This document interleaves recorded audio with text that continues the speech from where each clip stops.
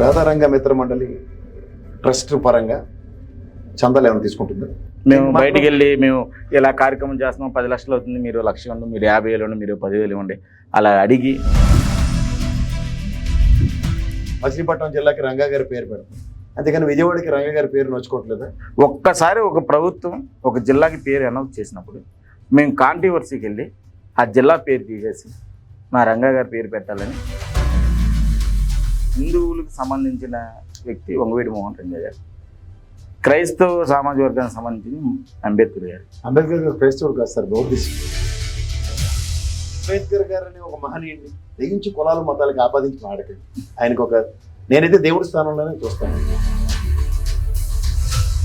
రాజకీయ నాయకులు వాళ్ళ స్వార్థాల కోసం, వాళ్ళ రాజకీయ ఎత్తుగళ్ళ కోసం ఇవాళ అంబేద్కర్ గారికి జయంతులు వర్ధంతికి దండలేస్తారు.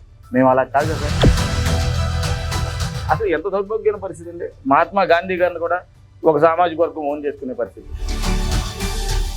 కులాన్ని, ఒక ఐకానిక్ పర్సనాలిటీని ఇవాళ రాష్ట్రం అంతా ఈయనలాగా మిగిలిన వాళ్ళందరూ ఉండాలని చెప్పడానిక మీ ప్రయత్నం? ఇప్పుడు ఇడిపోయిన ఆంధ్రప్రదేశ్లో ఓన్లీ కుల రాజకీయాలు జరుగుతుంది.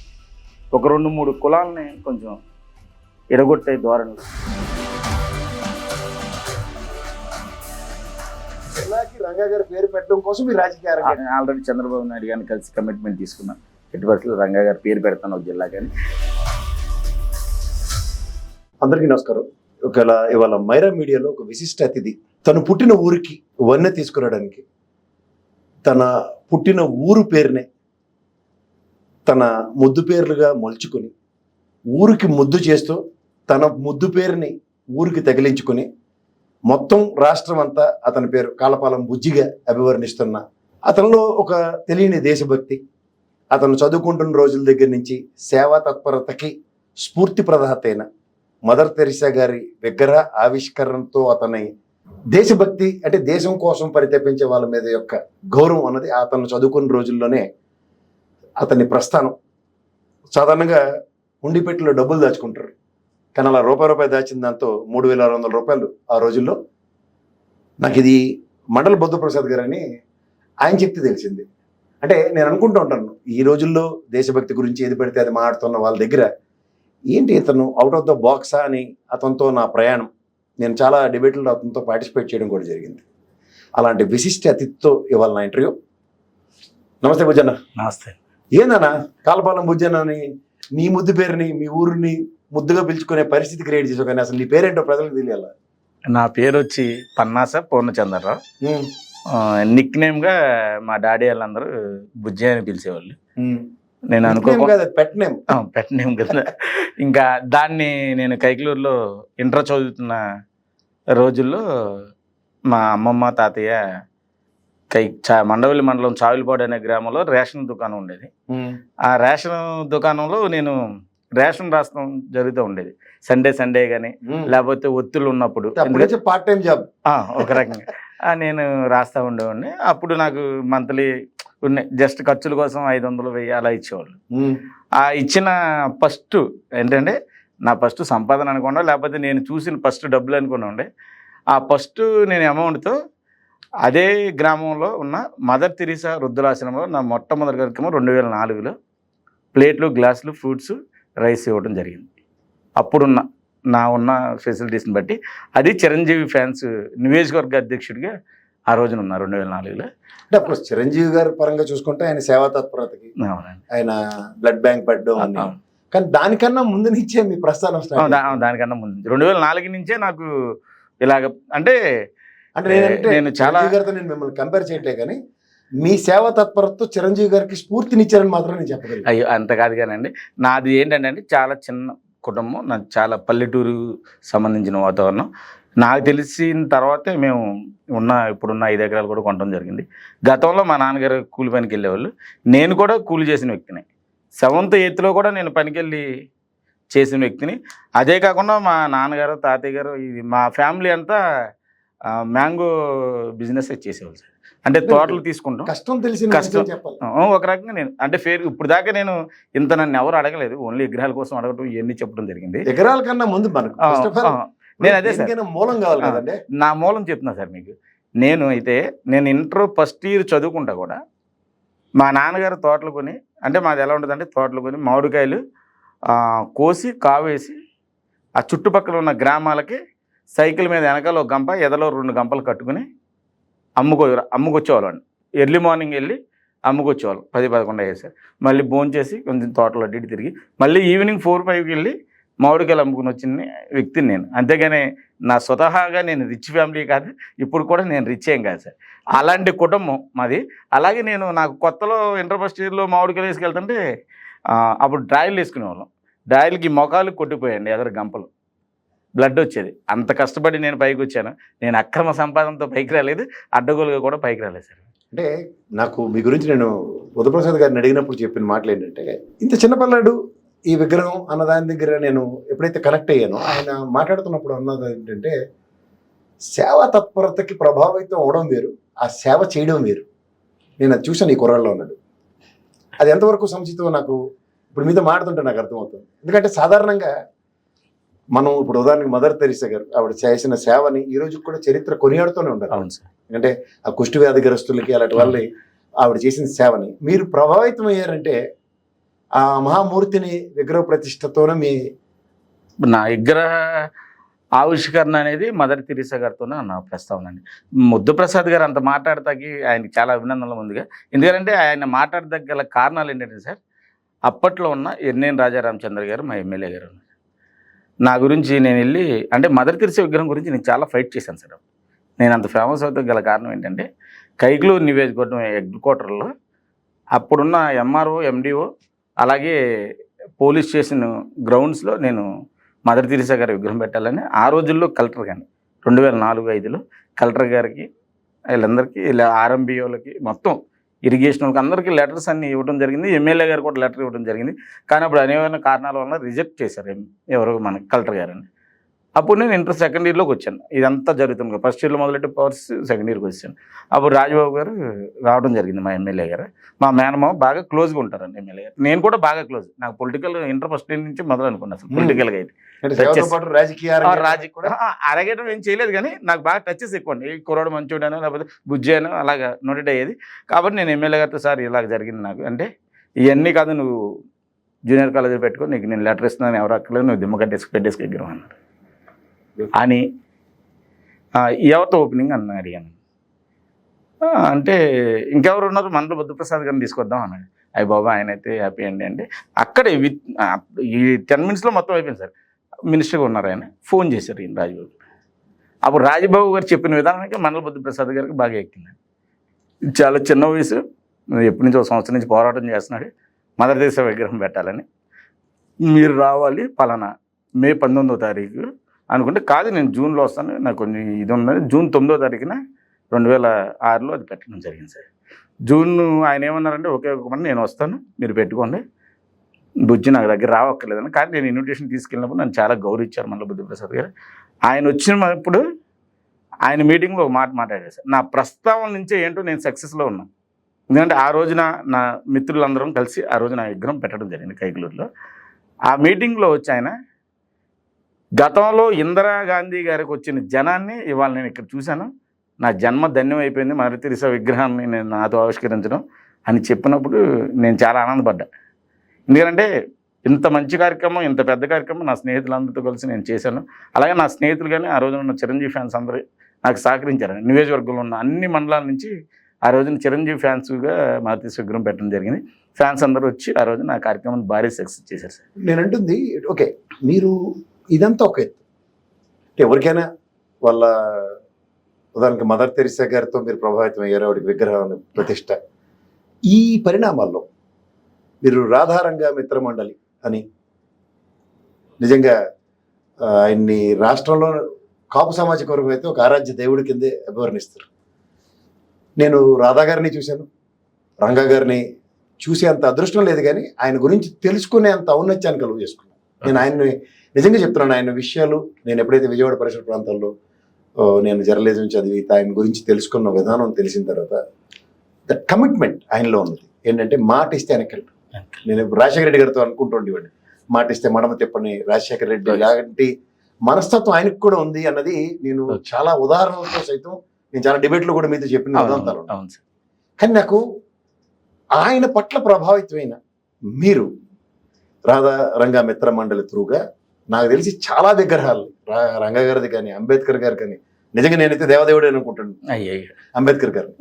ఎందుకంటే నేను కొంచెం ఏదో నా కులం సంగతి పక్కదేయండి, నేను యూనివర్సిటీలో చదువుకుంటున్న దగ్గర నుంచి అంబేద్కర్ గారి విధానాలకు ప్రభావితమైన వ్యక్తి. అంటే మీరు అఫ్కోర్స్ చిన్నప్పటి నుంచి మీరు మదర్ తెరిసా గారి విగ్రహంతో ఆవిష్కరణతోనూ, అలాగే అంబేద్కర్ గారి రంగా గారి విగ్రహాలు ఎన్ని పెట్టారో కూడా మీతో నేను చెప్పిస్తాను. దీనికి ప్రేరణ ఎక్కడి నుంచి వచ్చింది? అంటే కులాన్ని, ఒక ఐకానిక్ పర్సనాలిటీని ఇవాళ రాష్ట్రం అంతా ఈయనలాగా మిగిలిన వాళ్ళందరూ ఉండాలని చెప్పడానిక మీ ప్రయత్నం?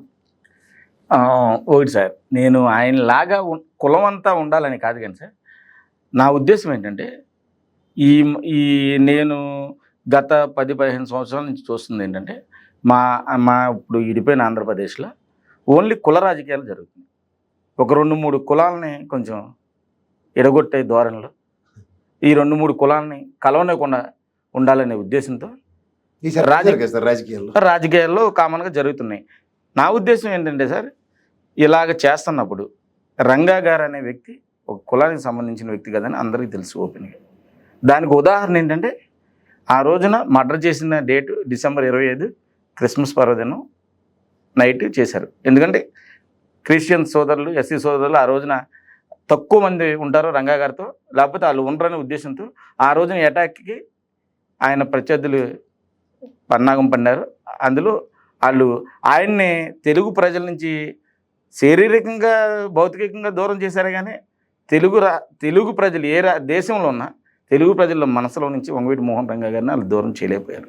అది విజయవాడ వాస్తవాలు. ఆయన టెన్యూర్లో ఆయన దగ్గర నుంచి ఉపయోగం పొందిన వాళ్ళు అయితే మాత్రం ఆయన గురించి మీరు అన్నట్టు ఎక్కడున్నా మంచిగా చెప్తారు. ఇంకోటి సార్, ఆ ఉద్దేశంతో అంత మంచి వ్యక్తిని ఇవాళ కాపుల ఆరాధ్యం దైవంగానో, లేకపోతే కాపుల కుల నాయకుడిగానో చూస్తున్నారు. ఇది చాలా తప్పు.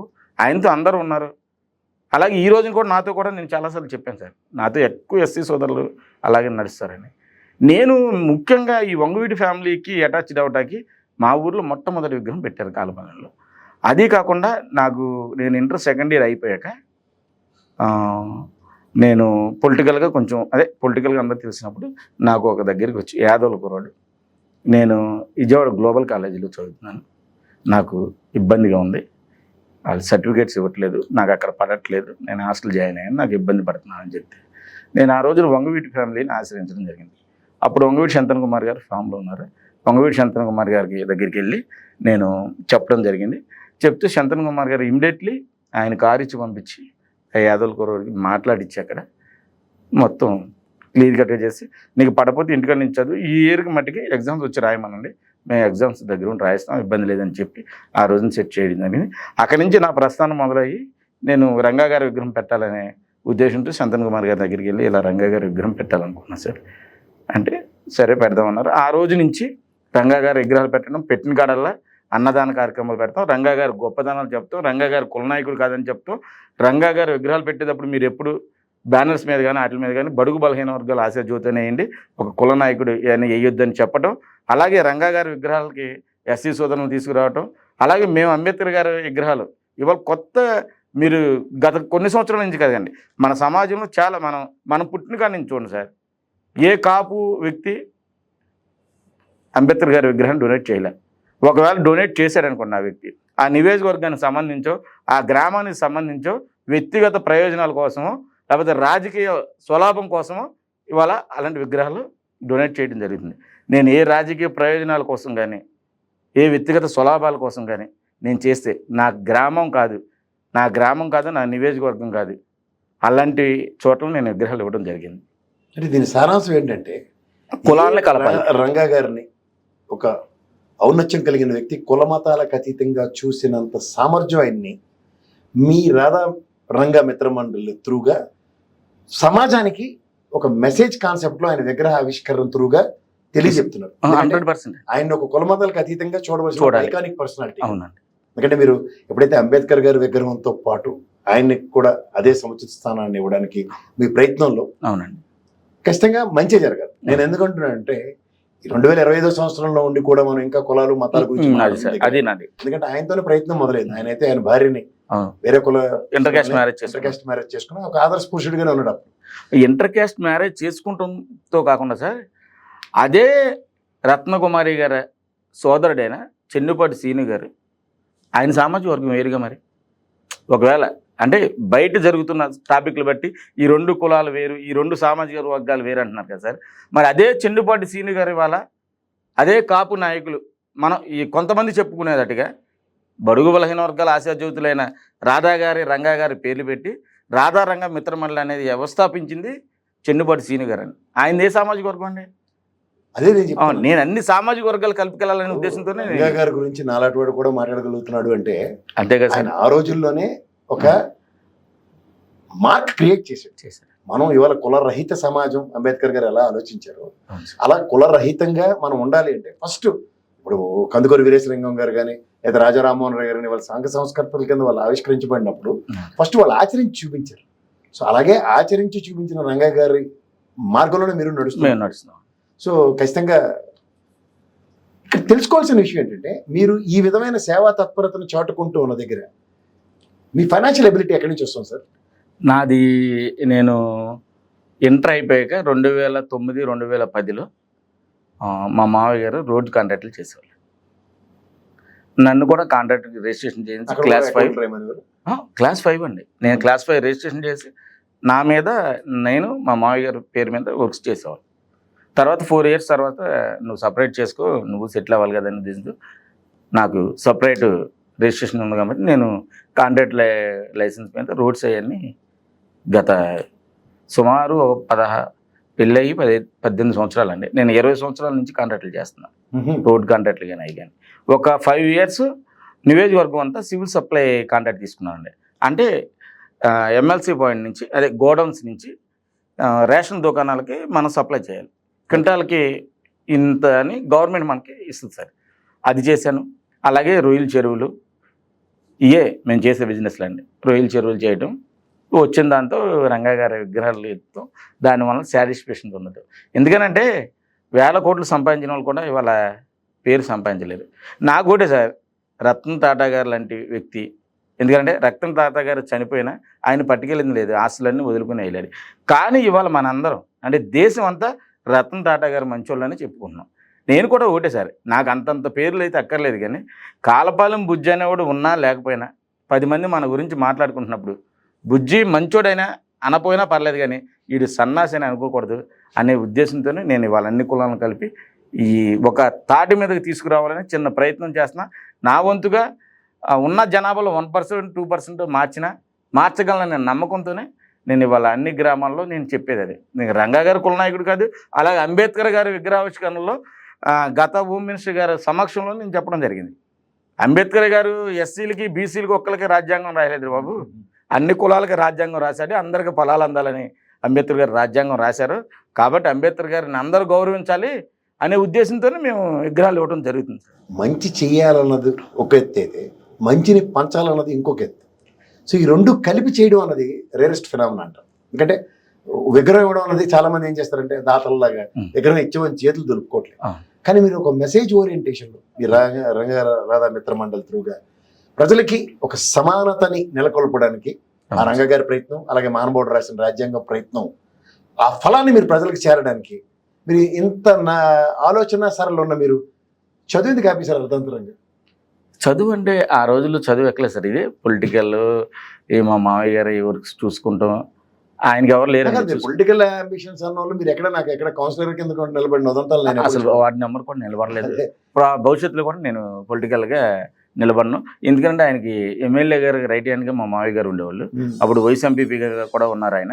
కాబట్టి ఈ వర్క్స్ అన్ని ఒత్తిడిలో నన్ను ఇంక తప్పని పరిస్థితుల్లో వర్క్స్ చూసుకోమనేవాళ్ళు. కాబట్టి ఆ రోడ్లు వర్క్స్ అన్నీ చూసుకుంటా, అంటే నైట్ కూడా నిద్రలు ఉండే కదా సార్. ఏంటో కాలపాలెం బుజ్జి అంటే వాళ్ళ కారులో తిరిగేస్తున్నాడు, ఏదో 150 విగ్రహాలు ఇచ్చాడు అనుకుంటే కదా. నా కష్టం అదే సార్. నేను ఎందుకు చెప్తున్నా అంటే సార్, ఇది అర్ధరాత్రి వెహికల్స్ వచ్చాయి సార్. అర్ధరాత్రి వెళ్ళి ఇన్ని మీటర్లకి ఒక లారీ అని దింపుకుని అక్కడ పొద్దుడే మళ్ళీ లేసి మనుషులను పురమాయించుకుని ఆ గుట్టలు కట్టించుకుంటాం, ఏఈలను తీసుకురావడం, కొలిపించుకుంటాం, పరిపించుకుంటాం, అన్నీ నేను చూసేవాను సార్.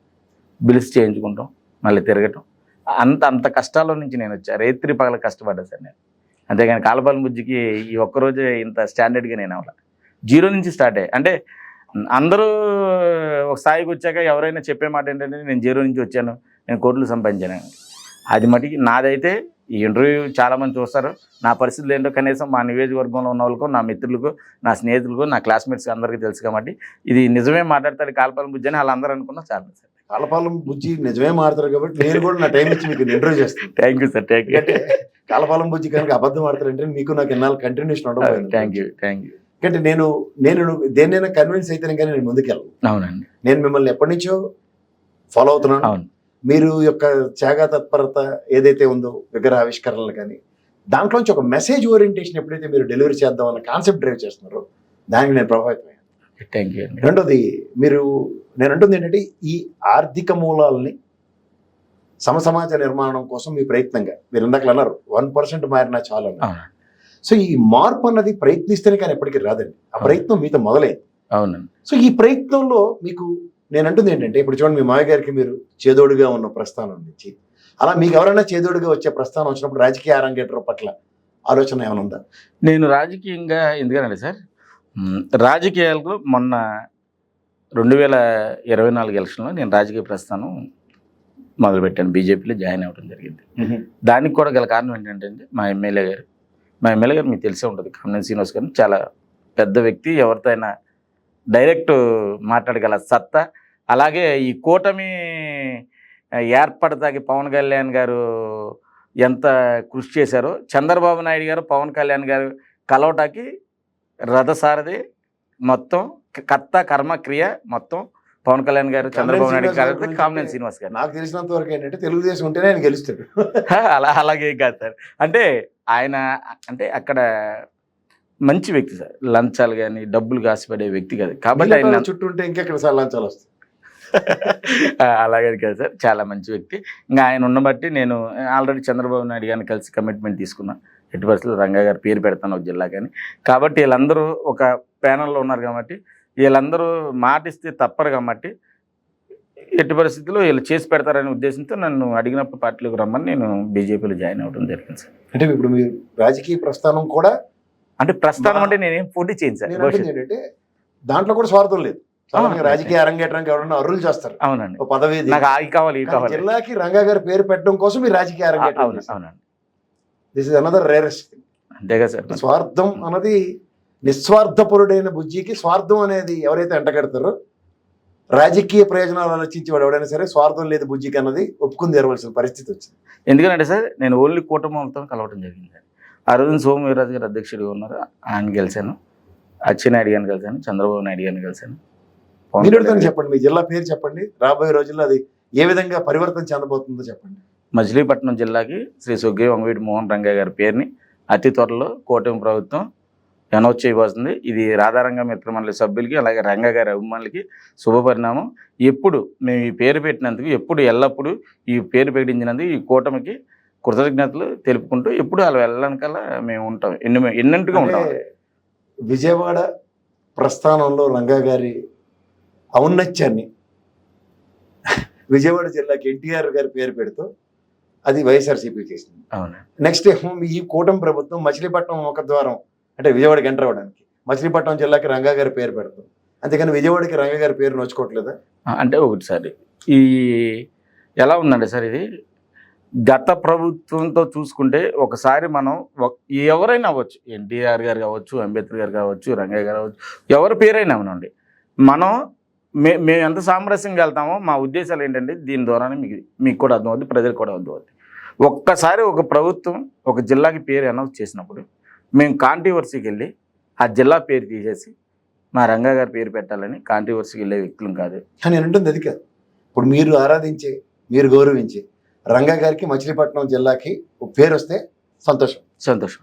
అక్కడ కోనసీమ జిల్లాకి అంబేద్కర్ గారి పేరు వచ్చింది. కానీ రంగా గారికి ఆయన ఉన్న ప్రాంతానికి మాత్రం ఆ జిల్లాకు పేరు రాలేదు. కాదు సార్, ఇదే పొరపాటు పడుతున్నారు సార్. నేను అనేది మేము అడిగేది కూడా రీజన్ ఉంది సార్. మచిలీపట్నం జిల్లాలో రంగా గారు పుట్టింది మచిలీపట్నం జిల్లా సార్. కాటూరు అనే గ్రామంలో రంగా గారు పుట్టింది అక్కడే కదా. వాళ్ళ అమ్మగారు ఉన్నది అక్కడే.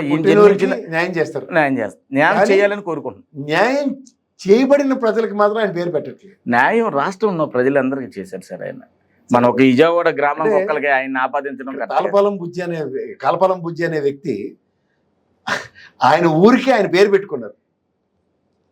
అలాగే రంగ గారు పుట్టిన ఊరికి జిల్లాకి ఆ పేరు పెట్టడానికి బ్యాలెన్స్ చేసుకుంటున్నారు, అంతే కదా? అదే పుట్టిన ఊరికి పెడుతున్నారు కదా సార్. నేను అనేది ఏంటంటే రంగా గారు పుట్టిన ఊరికి పెడుతున్నారు. అలాగే రంగా గారు తన రాధాబాబు గారు అక్కడ 3 ఎకరాల స్థలం ఎక్కువని దీనికి కేటాయించి దాన్ని పార్క్ లాగాను అదే ఉద్యానవనం లాగా చేద్దాం రంగా గారిదని గతంలో అనౌన్స్ చేశారు. 2 years అయింది. అది కూడా వర్క్స్ జరుగుతున్నాయి, కాంపౌండ్ వాల్స్ అయ్యాన్ని. కాబట్టి అక్కడ పెడితే మాకు ఆయన పుట్టిన ఊర్లో మీరు ఎన్ని ఎకరాలు పెట్టారు? కాటూరులో పెట్టలేదు సార్. కాటూరులో ఎప్పుడూ పెట్టేశారు రంగా గారి దగ్గర. కాటూరులో పెట్టలేదు మనం. మీరు ఓవరాల్ గా రాష్ట్రం మొత్తం మీద ఎన్ని విగ్రహాలు పెట్టుంటారు ఇప్పుడు?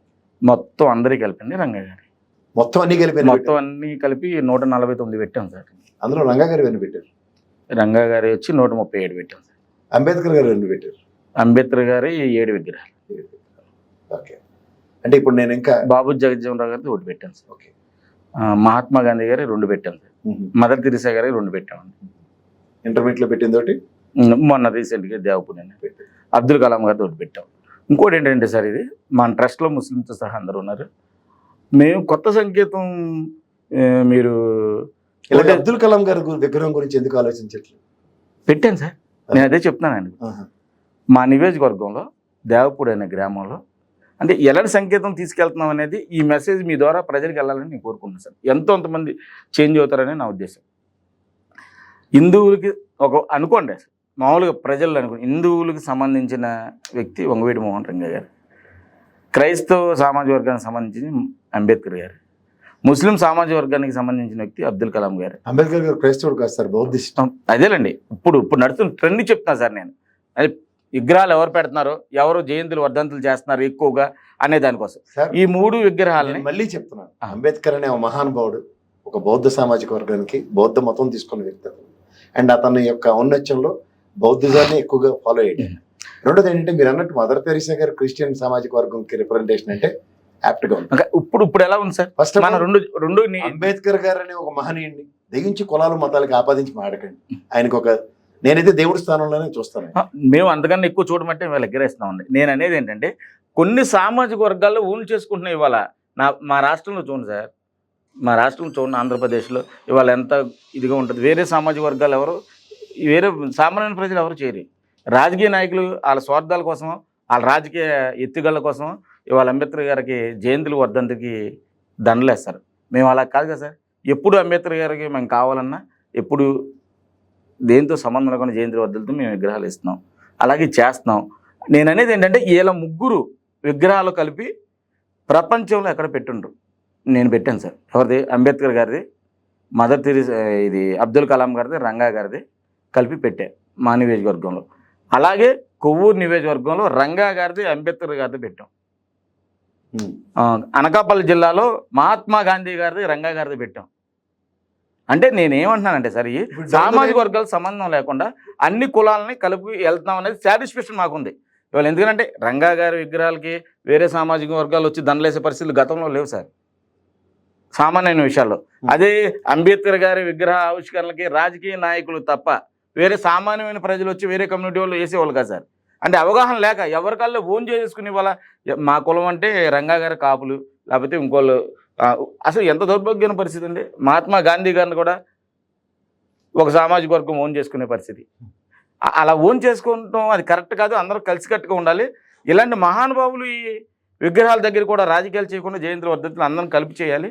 అప్పుడు మన కట్టడం అనేది ఏంటనేది తెలుస్తుంది వేరే రాష్ట్రాలు కానీ వేరే.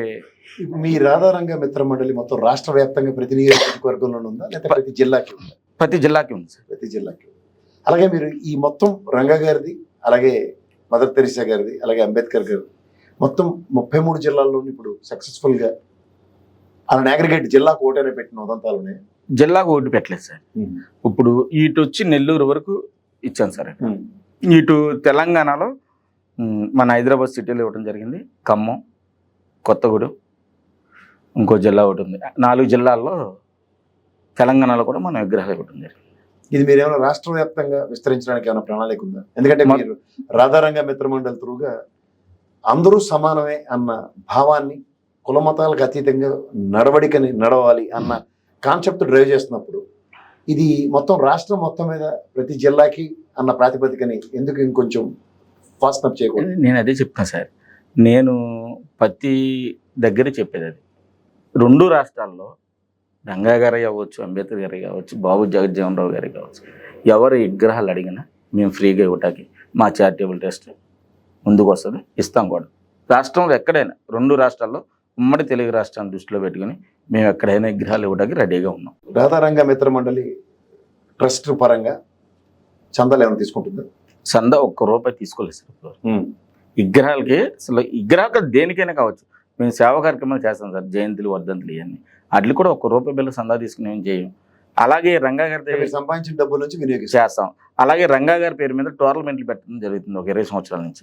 దానికి ఎలా ఉంటుందంటే, నాతో ఉపాధ్యక్షులు కేశవ ఉన్నాడు, కేశవ, సుభాష్ చంద్రబోస్, ఇలాగే నరేంద్ర, వీళ్ళందరూ మేము కూర్చుని దానికి ఎంత అవుతుంది, 1 లక్ష అవుతుందా, 2 లక్షలు అవుతుంది, 3 లక్షలు అవుతుందా, తలా కొంచెం వేసుకుని టోర్నమెంట్ వరకు దాన్ని చేయడం జరుగుతుందండి. ఎందుకంటే ఇప్పుడు ఈ 30వ తారీఖున, ఏప్రిల్ 30వ తారీఖున స్టేట్ లెవెల్ కరసం పోటీలు పెట్టడం జరిగింది. వాళ్ళకన్నీ అంటే క్యాష్ ప్రైజెస్ నుంచి షీల్డ్ కాడి నుంచి డ్రెస్సులు కాడి నుంచి అన్నీ మేమే డొనేట్ చేయడం జరుగుతుంది ట్రస్ట్ తరఫున. అంతేగాని వేరే వాళ్ళ దగ్గర నుంచి సందాలు వసూలు చేసి ట్రస్ట్ నెంబర్స్ నేను చెప్పిన ఈ పేర్లో ఉంటాయి సార్. వేరే స్వచ్ఛందంగా పనిచేస్తాం. మేము బయటికి వెళ్ళి మేము ఇలా కార్యక్రమం చేస్తున్నాం, 10 లక్షలు అవుతుంది, మీరు 1 లక్ష ఇవ్వండి, మీరు 50,000 ఇవ్వండి, మీరు 10,000 ఇవ్వండి, అలా అడిగి మేము చేసే ట్రస్ట్ కాదు ఇది. అంటే బయట మాట్లాడుతున్న మాటలని మిమ్మల్ని అవాసు పాలు చేయడానికి చేస్తున్న కుట్రల కింద నేను ఒకటే చెప్తున్నా సార్, ఏదన్నా ఉంటే విమర్శల్ని ఒరిజినల్గా ఉండాలి, సాక్ష్యం లేకుండా ఎవరి మీద ఏదైనా మాట్లాడవచ్చు. గాల్లో మాటలు మాట్లాడితే ఏముంది సార్. ఇవాళ సభ్య సమాజం తలదించుకునేటట్టు కొంతమంది హిందువులు క్రైస్తవ దేవుడు అయిన యేసుని తిడుతున్నారు, కొంతమంది పాస్టర్లు ఇవాళ హిందూ దేవతలని దేవుణ్ణి అవమానకరంగా మాట్లాడుతున్నారు.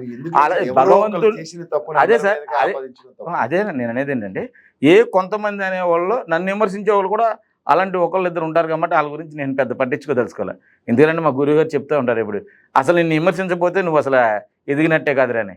పోనీలే విమర్శిస్తున్నారు, విమర్శించండి, ఎదిగినట్టే ఇలా అవుతుంది. కాదండి, జీవి సుధాకర్ రెడ్డి గారు. మీ కుటుంబ నేపథ్యం చెప్పండి. నా కుటుంబ నేపథ్యం, మా నాన్నగారు వచ్చి ఫార్మర్ అండి, మా అమ్మగారు వచ్చి హౌస్ వైఫ్. నేను ఈ చెరువులు, రోడ్ కాంట్రాక్ట్స్ అవన్నీ చేస్తానంటే. నాకు 3 మగపిల్లలు అండి. ఫస్ట్ పెద్దోడు ఇంటర్ ఫస్ట్ ఇయర్, ఇప్పుడు సెకండ్ ఇయర్ వచ్చాడు. 2 ట్విన్స్ అండి, వాళ్ళిద్దరూ ఇప్పుడు 8th క్లాస్లోకి వచ్చారు. మా మిసెస్ కూడా హౌస్ వైఫ్. సో మీ పిల్లల్ని ఇంటర్ దాటిస్తారు, మీలా ఆపరండి. బాగా చదువుతాడండి పెద్ద అతను. మొన్న అవుట్ ఆఫ్ వచ్చినండి ఫిజిక్స్లో, కెమిస్ట్రీలో. Very good.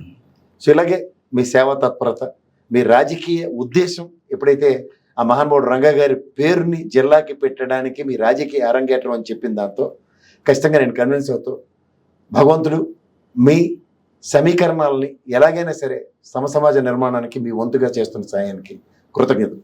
నమస్తే.